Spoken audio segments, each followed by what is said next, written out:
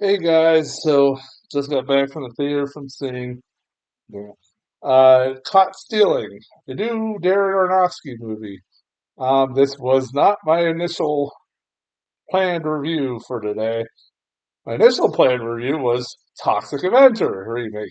Yes, I did get the new Toxic Avenger remake. I said like the last couple of reviews, I said I wasn't sure.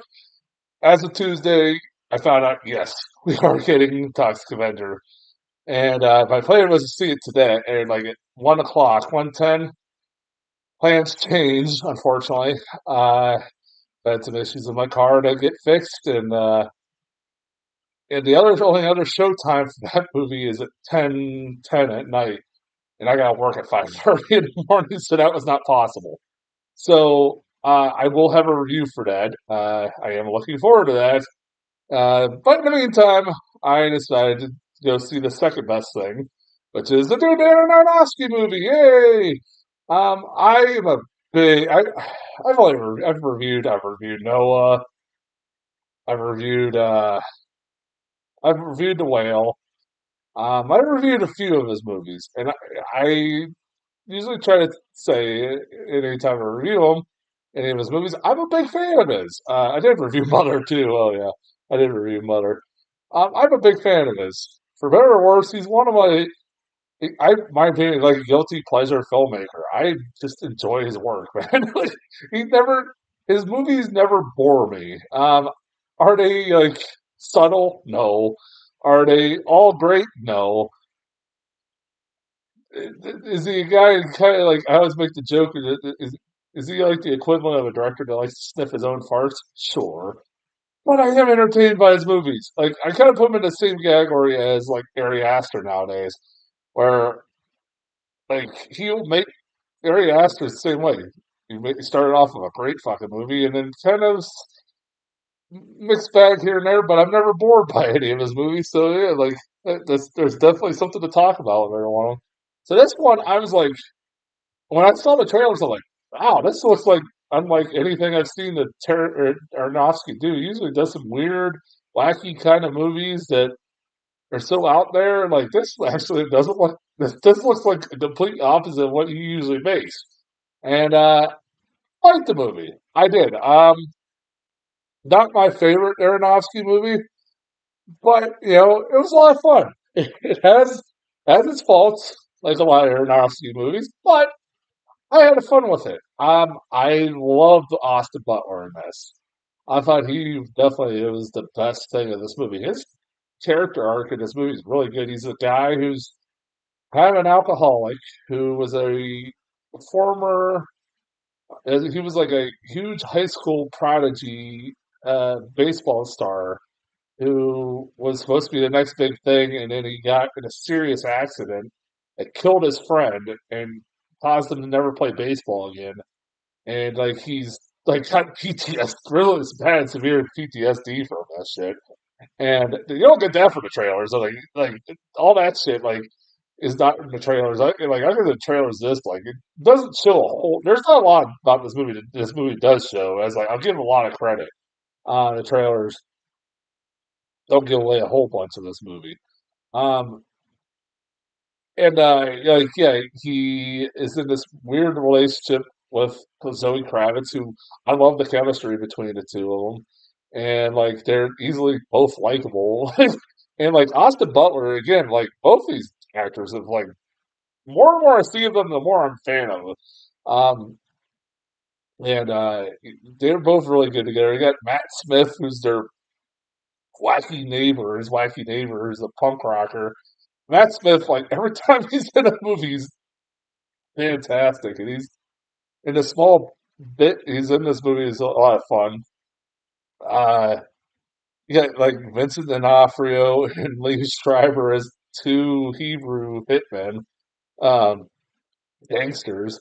That is a weird sentence, but it like my only problem with them was that they're not in enough of this movie. Like it isn't like until like probably about the last half and they get a big focus on their characters, and I was like, I kind of wish I could have got more of those characters. They had more of one of the more interesting characters in the whole fucking film. Um, totally, this movie is kind of all over the place. It is kind of all over the place.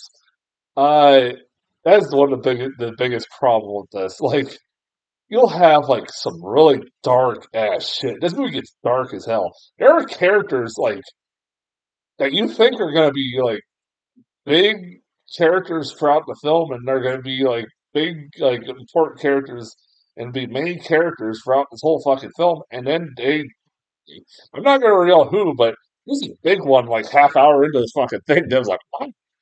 I did not see that coming.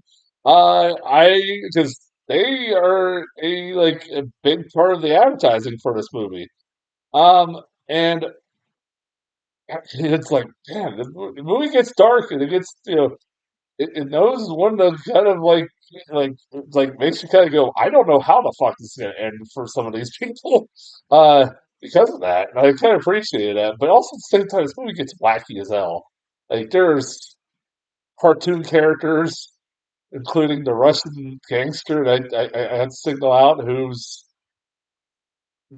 like acts like a dog and beats the shit out of Austin Butler and like ruptures the kidney and like is making all these puns about baseball because he knows he's a baseball fan. I'm like, okay, it's like that's his stick and he's got a birthmark on his face, which at first I thought was a bruise, but no, it's a big giant birthmark. Um, and it's like okay, and then we got like it's the Lee Schreiber and uh, Vincent D'Onofrio, who's just they're just like the weirdest group of Hebrew gangsters I've ever seen in my entire life. I never thought I'd say the word Hebrew gangster in my life, but but they are. I like their characters a little bit more. They were kind of badass and kind of intimidating in a lot of scenes, especially like the last half.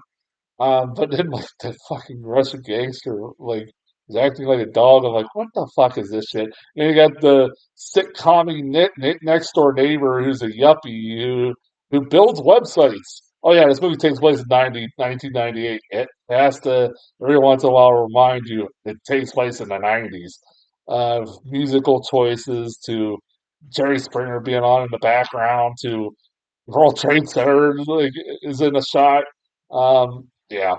Um, the movie, like I said, it's not perfect, but like, I enjoyed the hell out of it. Like I get a props that like got dark in like a lot of places, and it's not one of his better movies, but like I enjoyed the hell out of it. I give it a solid B. I recommend it if you like Aronofsky. It definitely like as the movie goes along, you're like yeah, it looks and feels like an Aronofsky movie, like the way it's shot and all that stuff like that. But it's like kind of almost different from a lot of stuff he's been doing over the last few years. So I kind of like that in that spectrum. Um, yeah, that's as far as that goes. I will be back tomorrow as long as nothing happens. It's with Toxic Avenger. And then I also have a review for the Roses. And then until then, I'll talk to you guys later.